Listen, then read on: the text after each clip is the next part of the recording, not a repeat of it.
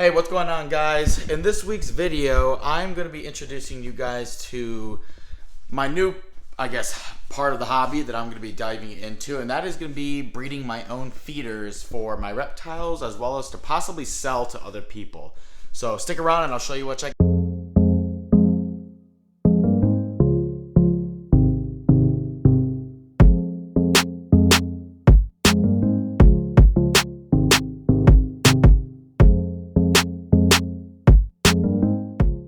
Alright, so I never really thought about doing my own feeders. Well, I did think about it, but I never actually dove into it. But I looked on Facebook Marketplace the other day and I saw a great deal on a small Dubia roach colony. So I just took the leap of faith and instantly jumped on it. And I got this bin of Dubia roaches for an amazing deal here. So that kind of dived me into there. So Dubia roaches will be my first feeder that I'll be working with. I got the full setup here, so I got a bin, I got a heat mat at the bottom here, I got my egg crate, and then I got a couple of roaches. There is a bit more males in this colony than I would have liked to have seen. And for those of you who breed Dubia roaches, you know that males can get pretty territorial with each other and fight. So we'll see what happens with that. At the end of the day, I might have to just feed some off. There's no big deal. But I got about, I think, 20 adults. I didn't do an exact count yet of how many, but we do have a fair amount in here. So we might have to get some more, as I mentioned, just to see. And then I also got some younger ones in here that are already starting to grow up and get a good size and stuff like that. So the way I got this set up is I got my egg crate on one side. They're all facing up and they're all in the uneven position so that they can squeeze in between these cracks here. I do have a substrate in here as well, and that is just some whole wheat bran. I got this for a couple of bucks off of Amazon. I like the smell of it, and it keeps things a little bit cleaner. And then I have water crystals in the side setup.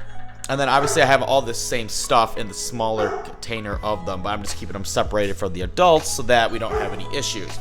And then for their food, I have a Dubia roach chow that the people who sold me this gave it to me with. I don't know who it's from.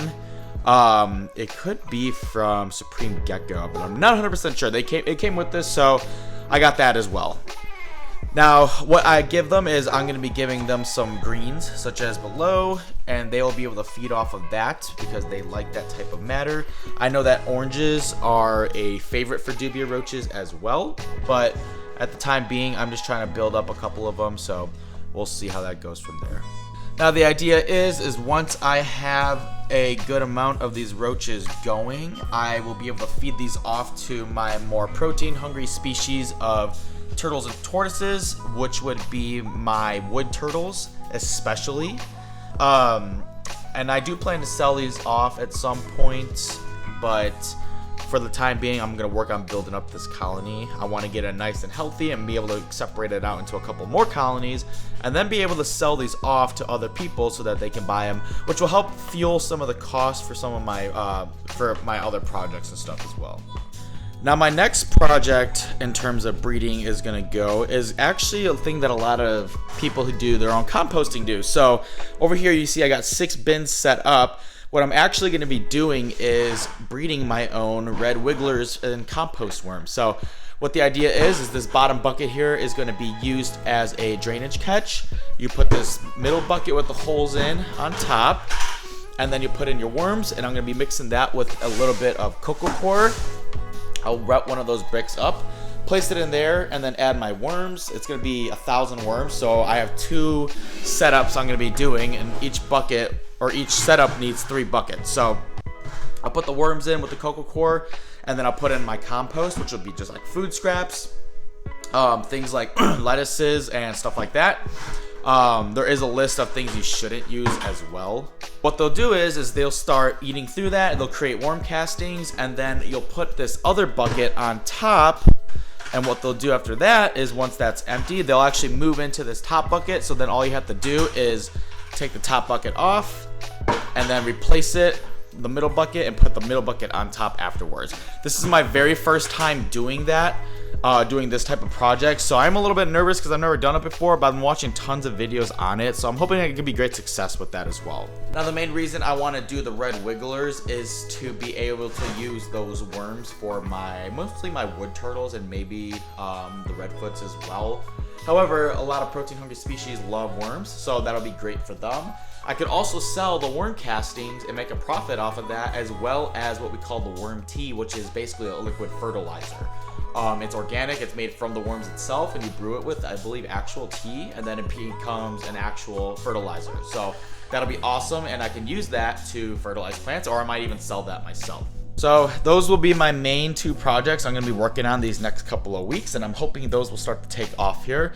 I also did receive a very generous donation from a friend of mine over in Knoxville who works at a PetSmart, and they did what we call, I guess, a store reset, and they're no longer to be carrying stuff like this. So I got this massive plastic or hard plastic log or tree stump, and I think this would have been like 60 bucks. He actually just gave me this for free, and he also donated a ton of turtle food. So I don't necessarily have too many aquatic turtles as of right now, but with me getting the wood turtles here very soon is what I hope.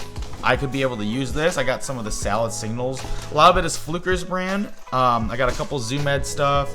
But I'm super excited because I just received this entire donation. This is probably over $100 worth of stuff in here. But I got a ton and ton of food, samples, and some little supplies such as sponge filters and stuff like that. So I'm really happy about this, and this will help kickstart my hopefully new additions that I should be receiving in the next couple of months here. So we got all this stuff here, and with the worms that we're going to be breeding as well as the roaches, that'll help kickstart some of my wood turtle insurance colonies. Today's video wasn't a crazy long one just because I kind of wanted to show everybody what I'm going to be starting to breed.